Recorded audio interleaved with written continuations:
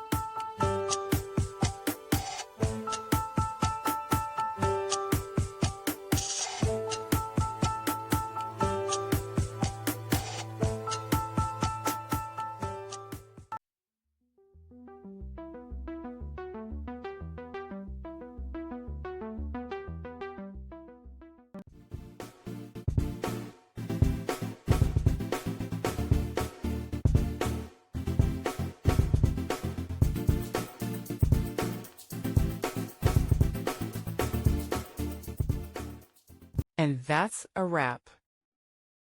I hope you found the answer you were looking for. If you did, take a second to hit that subscribe button. It really helps out.